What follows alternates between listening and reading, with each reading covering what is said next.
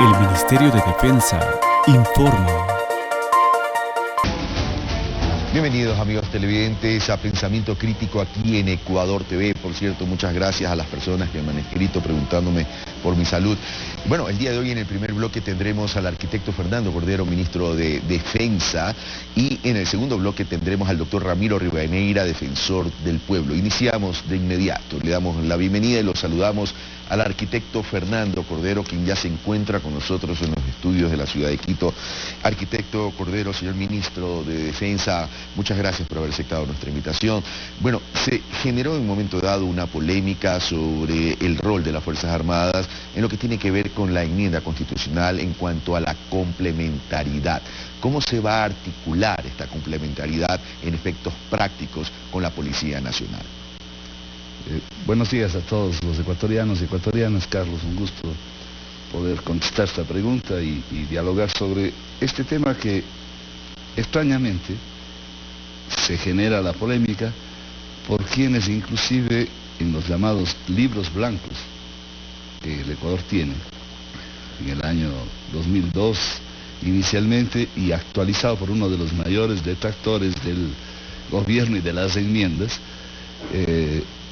te quiero compartir una, si pueden inclusive ver con la cámara, aquí podemos ver algo interesante. En el libro blanco, lo que está ahí con amarillo, se dice textualmente: complementariamente, las Fuerzas Armadas participan en apoyo a las misiones de la Policía Nacional en la seguridad pública y ciudadana, de acuerdo a la planificación y normatividad vigente. Es decir, esto ya existe. Es decir, eso estaba escrito por los militares que hicieron el libro blanco, por uno de los ministros de Defensa que era ex militar, y pues hoy día dice todo lo contrario. La enmienda es un salto cualitativo respecto a esto. Quien dice lo contrario, señor ministro, es aquel que tiene la autoría del libro blanco y que sí, o sea, él fue el que actualizó el prólogo del libro. La presentación del libro lo hizo él como ministro de Defensa en el gobierno de Palacios. Si es que está cerquita, inmediatamente antes del gobierno de la Revolución Ciudadana, pensaba así. Hoy día piensa todo lo contrario.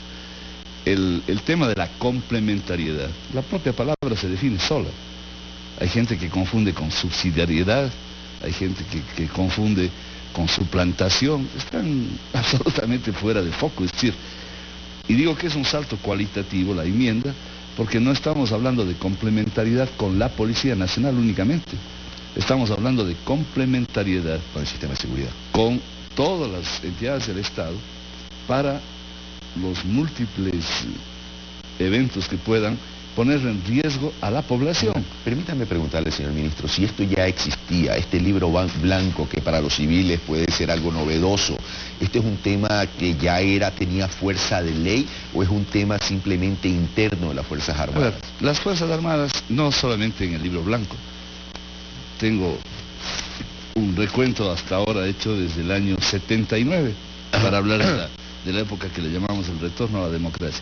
Desde el año 79, en concordancia con las propias constituciones, pues las Fuerzas Armadas han participado en absolutamente todas las actividades que hoy día podrían, eventualmente, la mayoría de ellas, hacerse en forma complementaria.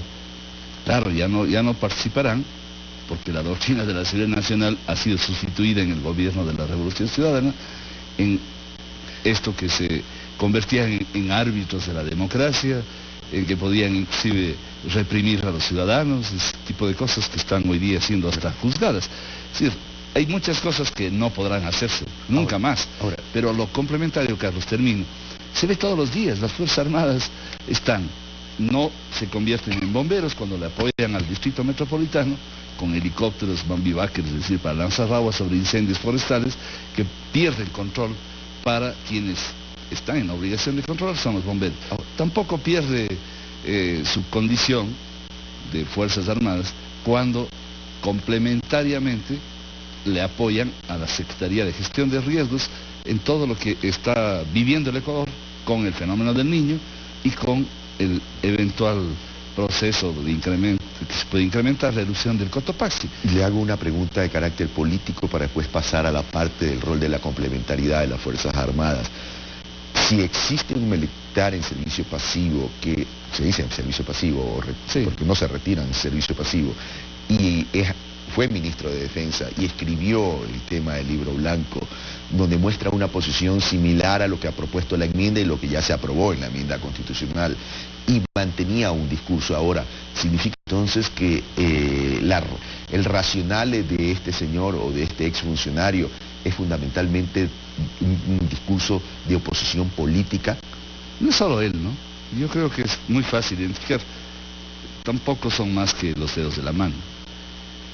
Son detractores del gobierno, son personas que están dedicados legítimamente a hacer vida política, y lo que no es legítimo es que quieran enancarse,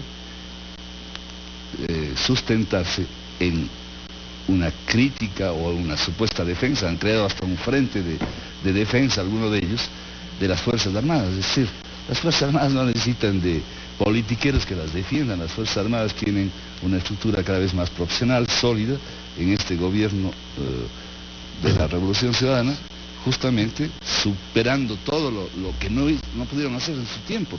Inclusive quienes fueron ministros de Defensa, hemos incrementado en 6 veces la inversión para profesionalizar las Fuerzas Armadas. Es decir, estos gobiernos del viejo país, solamente en dólares, nosotros estamos llegando a 2.000 millones de inversión en las Fuerzas Armadas para mejorar la FAE, el Ejército, la Armada.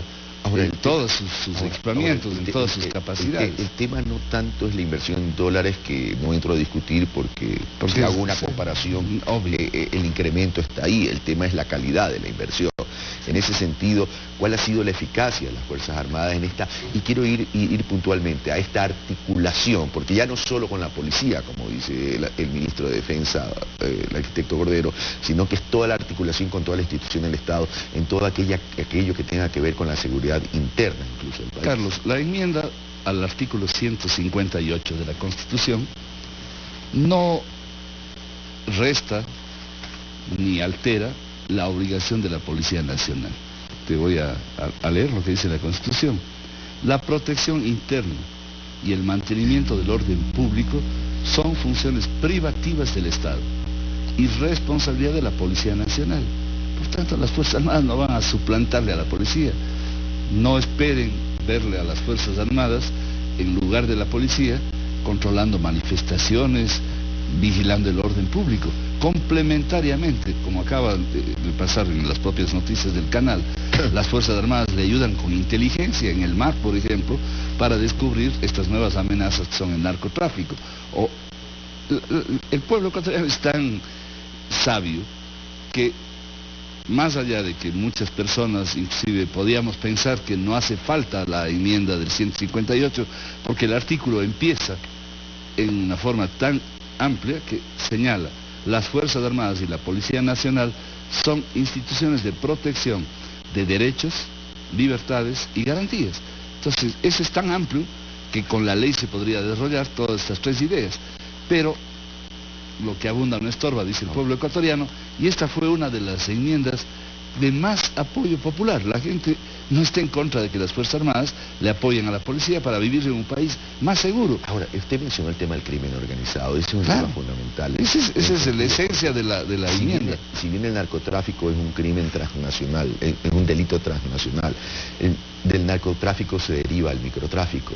Y también se deriva el tema de la trata de personas, y se deriva también el tema del negocio de armas, etcétera, etcétera, etcétera. El crimen organizado está totalmente enquistado, hermanado con el terrorismo, con estas formas extrañas que el mundo vive todos los días. Y todo lo que tiene que ver con sistema de inteligencia. Evidentemente las Fuerzas Armadas tienen mayor presupuesto que la Policía Nacional por obvias y evidentes razones. El sistema de inteligencia de las Fuerzas Armadas articula con la Policía Nacional de forma complementaria. Tenemos un sistema nacional de inteligencia que tiene subsistemas. Uno de los subsistemas es el de la inteligencia militar, otro subsistema es el de la policía, y la propia Secretaría tiene varios otros subsistemas que en su conjunto lo que nos hacen es justamente proveer de información verificada, veraz, para la toma oportuna de decisiones. En ese sentido, imagínense ustedes por un segundo que descubrimos en alta mar, fuera de nuestras propias 200 millas, porque tenemos ahí espacios intersticiales entre las 200 millas que separan del continente y las 200 millas de Galápagos. Descubrimos un barco con droga. ¿Y quiénes descubren? La Marina, porque está haciendo control con aviones no tripulados, con los submarinos, con los guardacostas.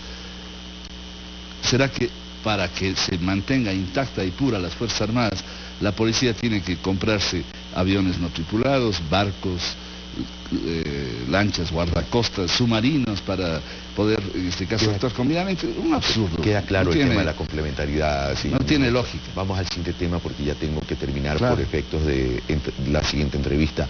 Cotopaxi, fenómeno del niño. Hemos hecho, desde el día lunes, ayer se clausuró, un evento sumamente interesante. Así como se han hecho simulacros con la población para saber cuán informada está la población para un momento dado actuar en una emergencia, esta vez hicimos un simulacro de cómo actuaría el Estado, justamente en forma coordinada, en donde vamos a ver las complementariedades de todos. Y esto lo organizó las Fuerzas Armadas, porque transversalmente las Fuerzas Armadas están en las 8 mesas de seguridad que se crean desde el punto de vista de la Secretaría Nacional de Gestión de Riesgos ante eventos como el Cotopaxi, en una erupción incrementada, o el fenómeno del Niño. Ya vendrán las evaluaciones, ya les compartiremos luego de analizar todo este intenso trabajo que reúne más de 500 personas. ¿Para qué nos reunimos?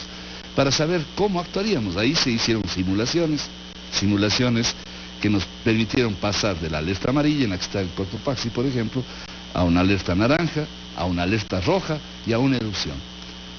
En la simulación, y ver cómo reaccionamos, cómo reacciona la población, con simuladores, que justamente ese es otro interesante dato que puedo compartirles a ustedes rápidamente.